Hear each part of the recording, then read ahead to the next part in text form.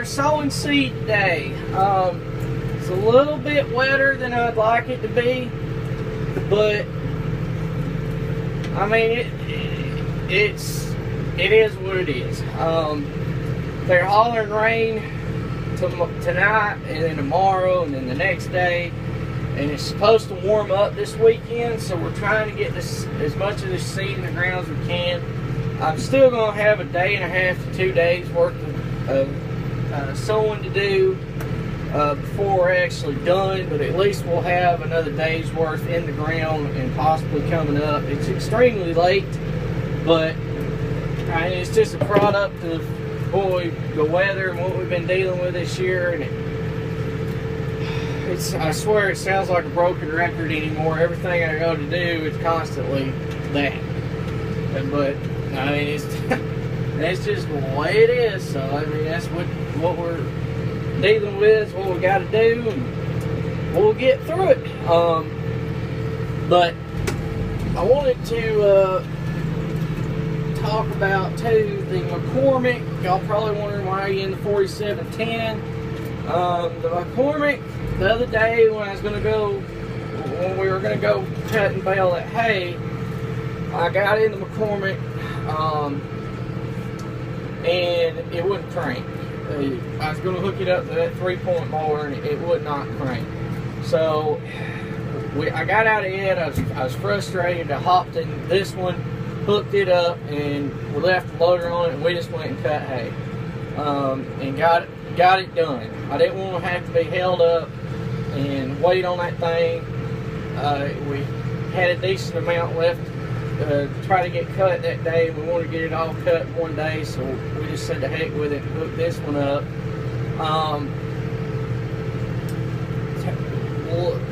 We figured out afterwards, after that day, when I looked into it, that it had dry rotted fuel lines.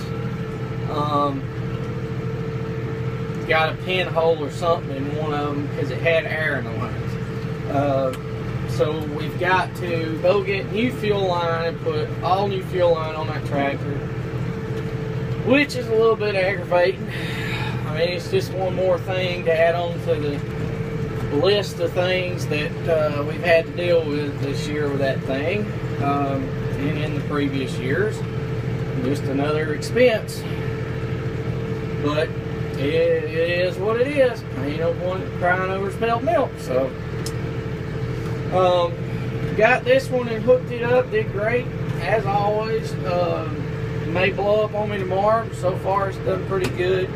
That's one thing I want to talk about a little bit today. A little bit of update on this tractor. Got 401 hours right now at this moment on this tractor. I cannot remember when we bought this tractor. I think it was the spring of this year, early spring. I'm gonna have to go back and look to see exactly when it was we bought this tractor. But we've already got, it's not even a year old, I'm pretty certain of that, and we've already got 401 hours. I'd say by the time it's a year old, we probably have 500 hours on it. So we've been working it, we've used it. And it's taken everything that we've thrown at it and just handled it with ease. I mean, it's not been one job I've given this tractor all year that it can't do or that it hasn't done well. It is a utility, affordable utility tractor. It's not a full mid-range tractor that's heavy. And this tractor's heavy. Don't get me wrong, it's heavy. For a utility tractor, it's very heavy. But it's not as heavy as, say, a 5700 SL or something like that, or a 6700 mid-range tractor, or a 5600 if you got the older model before they come out with the new model, or the 5400 is a heavier tractor than this one as far as its chassis size. It's like comparing a 2500 truck for those that don't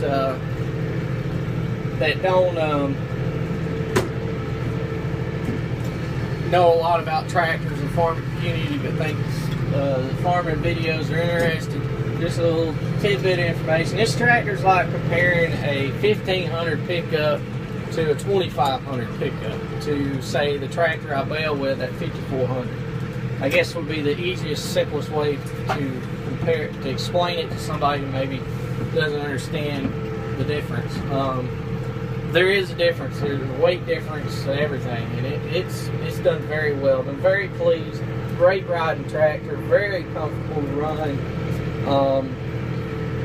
Can't complain. It grows on you. It really does. I mean, when we first got it, there's a few things I didn't like about it as much as I did the 5400 in the cab. I can still say that I prefer the 5400's cab. Obviously, that's the Massey's Elite cab. I mean, that's what they run on their S and SL series tractors, is that cab that's on the 5400. It's their premium cab. But there's not a lot of differences. I mean, the layout's probably a little bit, I guess you could say, roomier in those tractors versus this one. But this one here is probably the roomiest tractor I've been in, and it's what it competes with. Even some of the more higher end premium tractors, this tractor here is still roomier than a lot of those that I've been in and more comfortable to run. But I have no complaints with this thing. I wish this area back here was pushed back just a little bit more, kind of like the 5400's cab is. But I mean, if you did that, I mean, what would be the point in the other one? They'd be pretty well the same cab. That's about it. I mean, it's pretty comfortable. Quiet, really quiet. I love that about it. Noise fatigue is something that'll wear you out. That was one thing with the 46, is its cab was not as insulated as this one is. And this one, I mean, you can sit in this thing and it's like sitting in your easy chair in your living room. It's so quiet in here, even when the engine's running pretty wide open. So I've been very pleased with the comfort of the tractor and the strength. As far as power, the AGCO 3-cylinder engine. We've had two tractors now with that engine. The 46 obviously had the same size engines this one has. They're both 100 horse tractors, around the same. I think the PTO is the same horsepower as well. Both 3-cylinder AGCO engines. This in here is a little different. It's an updated version of it, I think. Have not had any power issues with them. They do sound different if you're not used to it, because they are 3-cylinder. They do sound a little funky at lower RPMs. Now at higher RPMs you can't really tell it. So it takes a little bit of getting used to, but as far as the sound and training yourself, that's normal. But as far as power and operation and everything, and haven't had any issues with them. I like them. Obviously, I'd rather have a 4-cylinder if you could, but I mean, I would not steer away from buying a Massey Ferguson tractor with the AGCO 3-cylinder engine in it, just because that was the only option it had. I definitely would not do that. I would buy another one in a heartbeat. I haven't seen anything that's an issue with them. If anything, they seem to me to have just as much power as the 4-cylinder Perkins does. So I mean, I can't complain, and that's saying something for me, because I think the 4-cylinder Perkins that Massey's ran forever, that's in that 5400, is probably the cream of the crop, if you ask me. So I mean, to me, I can't tell really any whole lot of difference between the two, other than it sounds a little different. So, and I mean, I have no motivation to say otherwise. So, that's my opinion. I mean, I know a lot of other people's got them and likes them too. So, but if the complaints about the tractor that I initially had were I had to really pick to get any complaints with the actual tractor, but one was the cup holder. The other thing was the cooling cells and the radiator was too close. I feel like I wish they would space them out and make it like the SL series tractors are and the S series tractors that Massey has, to make it easier for you to get in there. You can get in there alright. You gotta have your wand though, blower wand, to get in there and blow them out real good. It's pretty easy with those, but it's still, as far as ease of maintenance, you would rather have the other style, but it's definitely not something to prevent me from buying it again. One other thing that I keep forgetting to mention, DLH mentioned it the other day in one of his videos, is the valve down there that you turn on and off to keep the hot water from the engine running up into the heater core, which is what the fan blows through to make heat. In the summertime, you shut that valve off to keep the hot water from running in top of the cab, so that way all that hot water ain't up there causing heat to make your air conditioner not, the AC not be as cold. It works very well, but I have one complaint with it. This is the first Massey tractor that we've ever had. And we've had, I mean, we've had several of them, but this is the first one we've ever had that had the valve in it to cut the water off in the cab. Why this one has it, I think might be because I know back when this tractor first come out, they had some cooling issues with it. They fixed all that in recent models that's come out since then. I think maybe that was one of the things that they did to try to help. But if I had a recommendation, it would be to eliminate that thing altogether and make it like the 5400 or the 56 or 57 SL series tractors are, and not have one of those, period.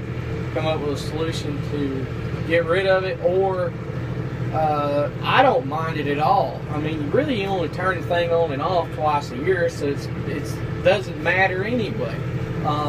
But, and I'm just nitpicking, but I would like to see them move that thing to where it was more easily accessible.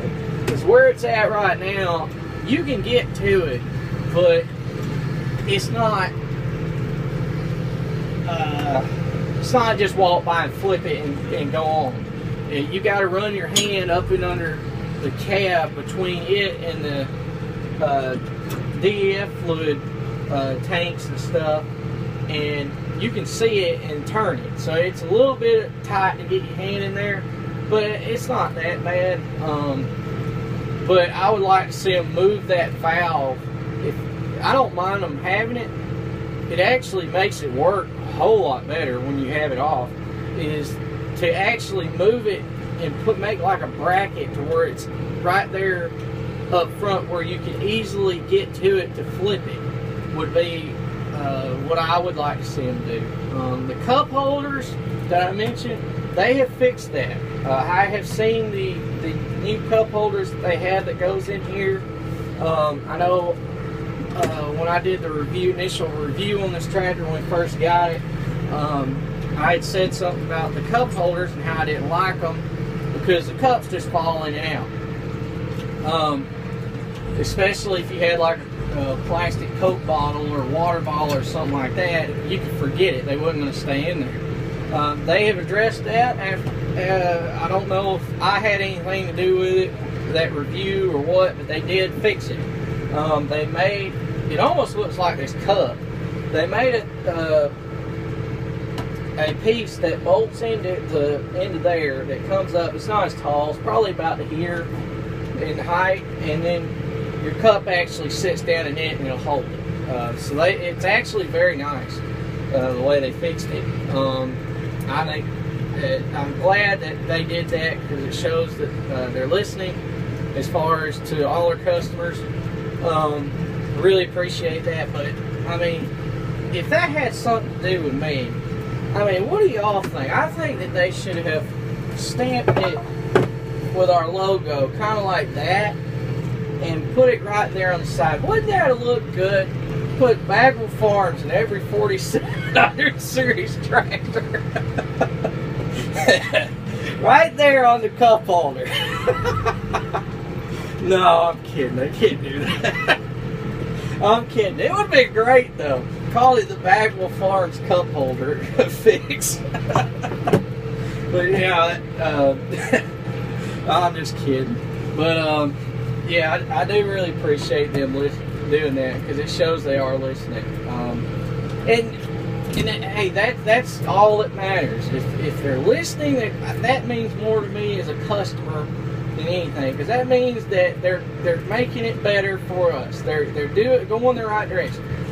There's companies out there that will basically, if somebody says something like that on social media, rather than fixing the problem, they would rather cuss the person who's on social media saying that about them saying the problem. But let me tell you something. If we don't say something that we see wrong so they can know about it, how are they ever going to make it better? How are they ever going to know that, hey, their customers don't like something that small and simple? We want it changed. How are they ever going to know that? You gotta. That's how they learn. Hey, they like the tractor, but this one little thing they won't change, because as simple as a cup holder is, when you're in one of these tractors for 12-hour days and you get thirsty and your drink keeps flopping around all out everywhere, and you're picking that thing up about 400 times a day trying to keep it in one of those things, and it's aggravating as crap, it gets to your nerves. It drives you nuts. And after a while, it's fatigue, because you're constantly doing this or worrying about it or twisting your head, and it wears you out even that much more. So, I mean, that's just kind of how I feel about it. I mean, how's anybody supposed to make anything better if you don't ever say anything? I think that's one of the greatest tools a company can use, is figuring out ways to get feedback from their customers, the people buying their stuff, and taking that information in and figuring out how to make it better. And you can make really good equipment before it's over with that way, and sell a lot of stuff. I think that this tractor's done very well for them. And it's for AGCO, I know. They've sold a lot of these things, and I think it's an excellent tractor, especially for what it is and for the value. But yeah, I just kind of wanted to share my thoughts a little bit today on this thing and tell y'all what I thought about it. But